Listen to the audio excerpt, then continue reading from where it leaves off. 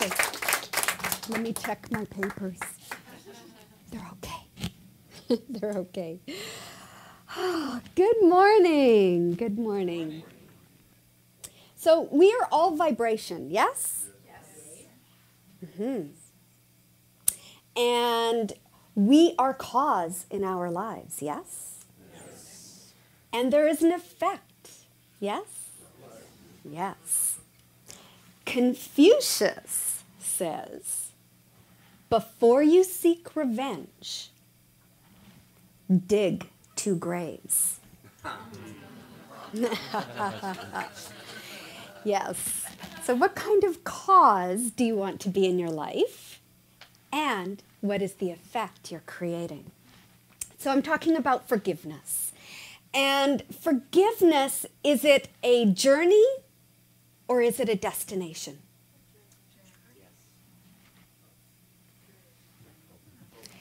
Guess what? You get to decide. That's where you have free will choice. It can be a journey for some, and at some times in our life, we've landed. We know. We're clear. Because what is forgiveness? Michael Beckwith talks about forgiveness is the giving up of all hope of a different past with no reactivity to it.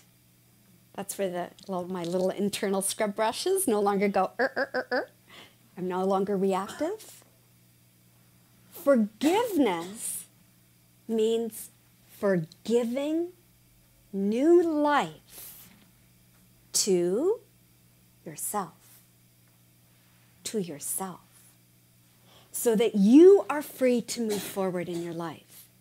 Because I can imagine that we've all experienced hurt and injury with another person at some point in our lives. Or we've all felt that. But do we hold on to it, making ourselves right and them wrong? Which ultimately we are constricting the flow of goodness in our own lives. Or do we let it go?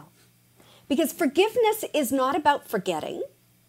Okay, it's not that we've forgotten. It doesn't necessarily mean reconciliation with the person.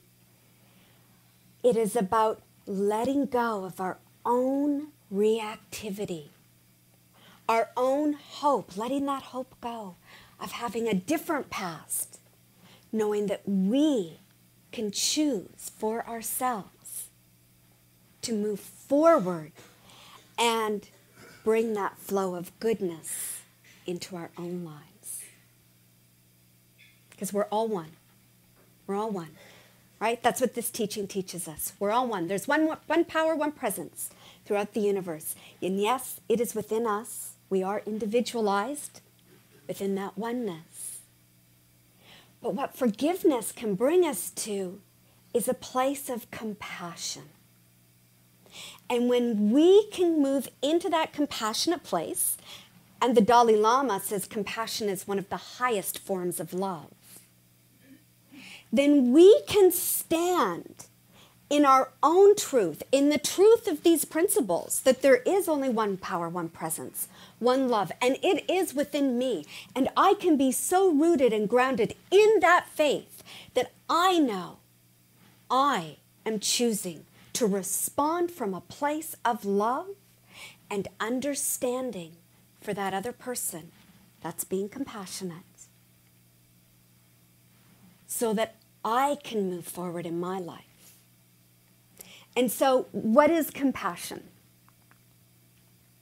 Because there's a difference between compassion and sympathy. And the thing about being in compassion is that we can stand in the midst of toxicity and it doesn't have to affect us. Because we are so rooted and grounded in our knowing. So there is a difference between compassion and sympathy. The dictionary definition of compassion is sorrow for another person's plight or predicament, accompanied by a strong desire to alleviate the pain and remove the cause of suffering. with sympathy, we sometimes get caught up in that other person's pain. I'll give you a little example. So I'm going to pick on Tanis again. I picked on her last week. So I fall into a hole, and I am stuck in this hole. And I'm calling out for help. And Tanis comes along, and she loves me. I know she loves me. And goes, Helen, what are you doing in that hole? I said, I'm stuck. Help me. Help me get out. And she goes, okay, I'm happy to help you out. And she reaches out her hand to help me out. But I pull her into the hole with me. And we're both stuck there. So now we're both calling out for help. And then Karen. I'm going to pick on Karen now, and she wasn't here last week. I'm crying because I've been in the hole. Nobody's got me out.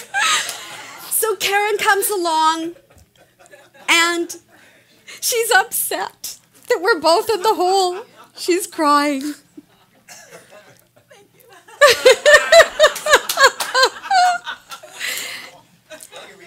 But you see, Karen, in her infinite wisdom, she feels very sad that we're there. She's weeping. And yet, she's also very smart because she really understands compassion. And what she does is she goes and she gets a rope and she ties it to a tree and she throws that rope into the hole. That's how smart you are.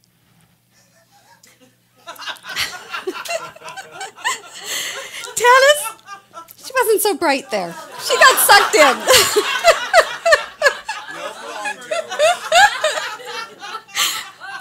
Wasn't even thinking about the blonde thing. Until you said it, Stuart.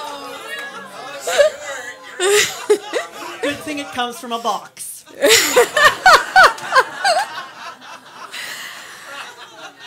So here's what Karen does. She ties this rope to a tree, throws it into the hole, and lets us help ourselves out.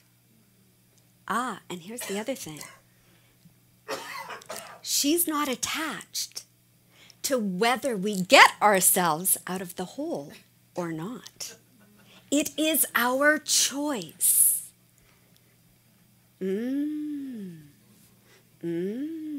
Yeah.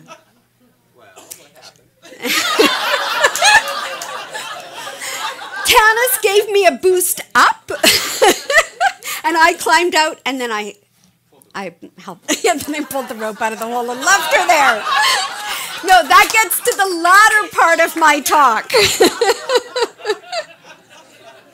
We pulled ourselves out. We helped ourselves out. But Karen wasn't attached. Because how many of us think, they have to do this. I helped you. You must do this now. Might not be my path to get myself out of the hole. The tree got you out of the hole. The tree got me out of the hole. Karen loves her trees. Thank you, tree. So here's the thing. When we can actually be in that compassionate place, which is a very active place and a powerful stance to take,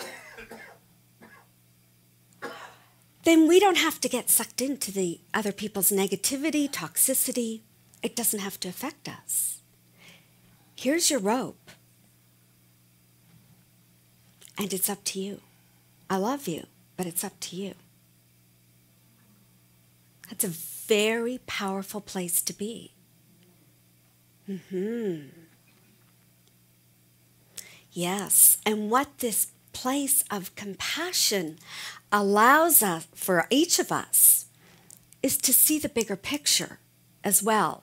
And, because I often feel like, I know for myself, when I'm in a place where I'm really reactive and I'm caught up in my own stuff, I don't see the bigger picture. I don't understand everything that's going on. And one of the things about our teachings is that everything is evolving for the highest and best good of all. I might not understand that. I might not see that effect immediately, but to know that, and so I don't have to give away a part of myself or get sucked into something. That person being staying in the hole might be part of a greater plan, and it might be their own soul's choice in their journey. I have no right to interrupt that. It's for me to know that, oh, what's going on with this person?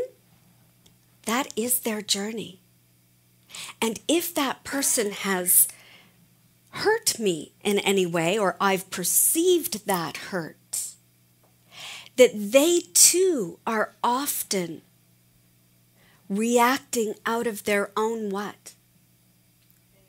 Their own pain, their own fear, and their own unconsciousness. And so, by me walking my path of forgiveness, of compassion, I can model what is possible. Because trying to tell somebody else that they should really get to that place doesn't always work. And I believe that until we have experienced that own power within us, that we can't really tell somebody else what it is. And each person, it's such an individual experience of what forgiveness feels like, what compassion feels like, that it is more powerful for them to have that experience. So we must model that. And that's what these teachings teach us, right? Law of cause and effect. We are all one. And we can choose to be the cause and create a different effect at any time. And the oneness is so important. I love what Mother Teresa, what her answer was when she asked why she started the work with the orphans in India. When she started the work there, she said she started the work when she realized there was a little Hitler inside of her. She realized that she had that capacity as a human being on this human journey to do harm. She also has the capacity and the choice to do good in the world. And she made a very conscious choice. She recognized her own capacity as a human being. And sometimes we forget that within ourselves. Sometimes we polarize ourselves against something. And we make ourselves right and something wrong. And we create a separation.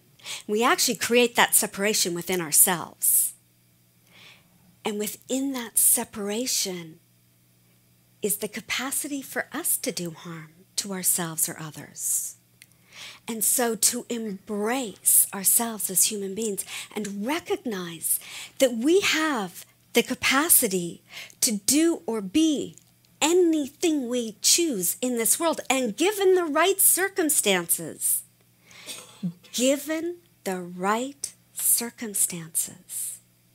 we as human beings on this journey, when we're not awake and we're unconscious, we have the capacity to do anything. And that's a really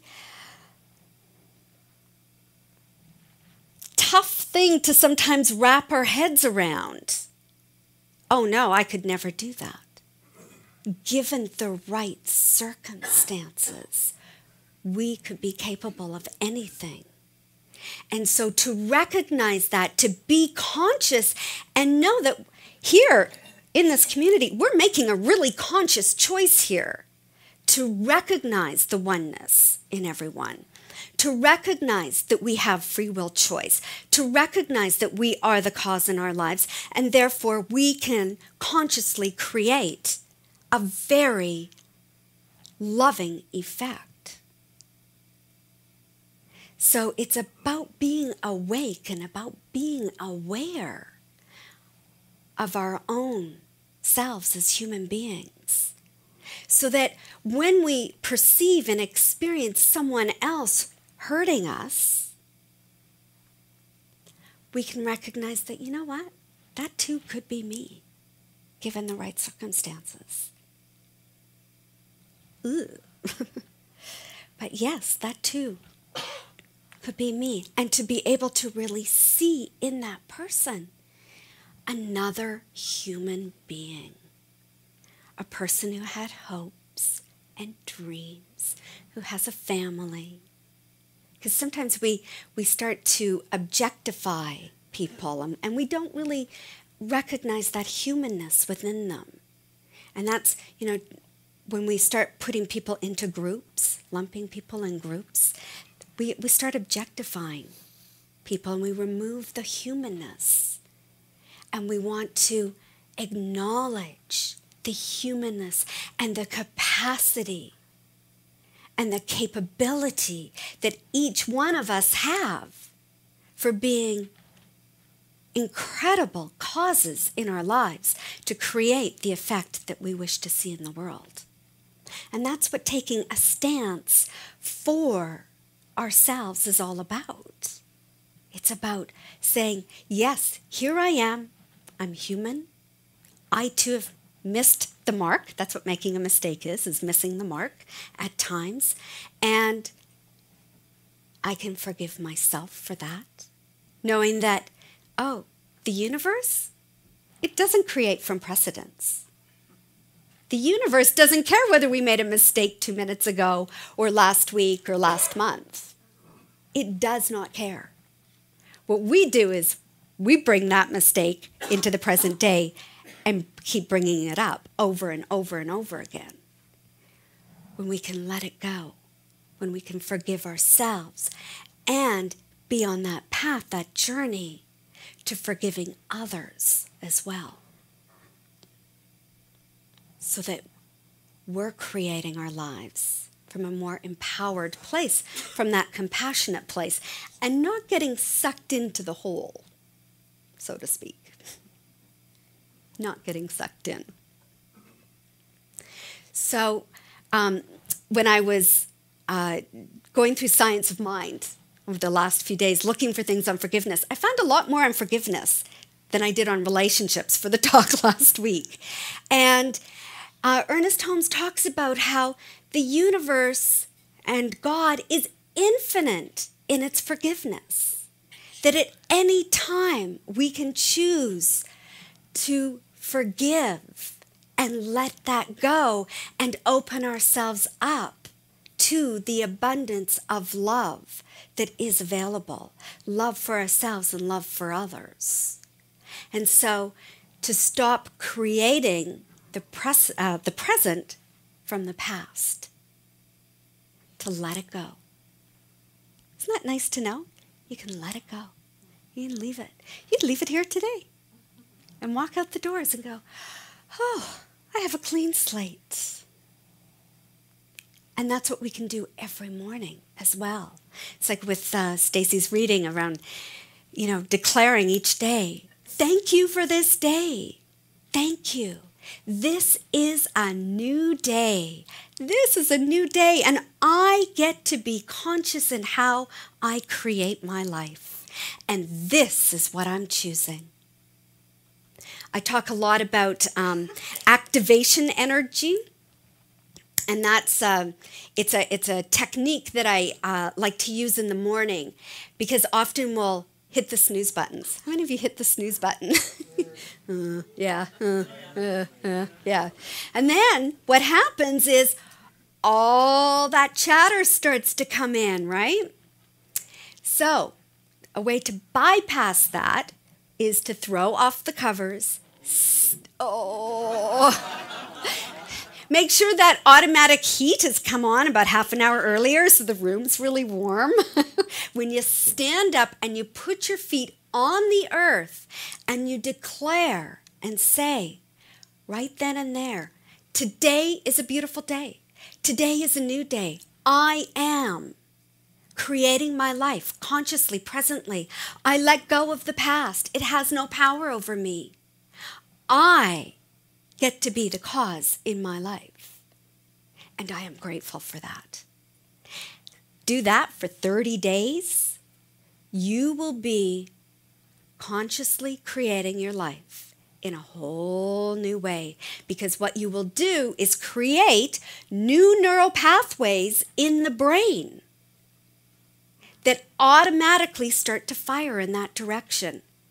When we hit the snooze button, just take note, because it's probably the same chatter that goes on in your head that's been happening for years and years and years.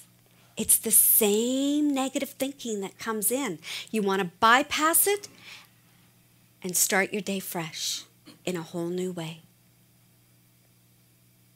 And that way, you can be conscious in how you're creating your life. And you can open yourself up to the flow of goodness that is available. When we are holding on to resentment, it's like a bitterness, we restrict the flow. Resentment, we keep reliving those sentiments from the past. Resentments. So you want to let those resentments go and then open the channels for yourself to receive that goodness instead of bringing it up.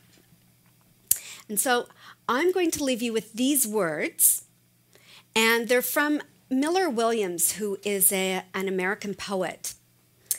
And he says, have compassion for everyone you meet, even if they do not want it. For what seems like conceit, bad manners,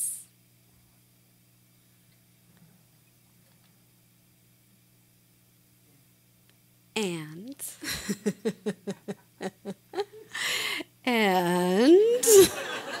Tony, you messed my papers. For what seems like conceit, bad manners, and I am going to look, because I know, it's a really good word too, and I love it. For what seems like conceit, bad manners, or cynicism is always a sign of things no ears have heard, no eyes have seen. We do not know what goes on, what wars are happening, where spirit meets the bone. Yes. So practice your compassion. It is an active practice. It is something that can really become a lifestyle of seeing the humanness in each person, looking into their eyes and seeing them as that divine being they truly are. And from that place, you get to vibrate at a much higher level and create a loving effect in your life and in the world. So thank you, everyone.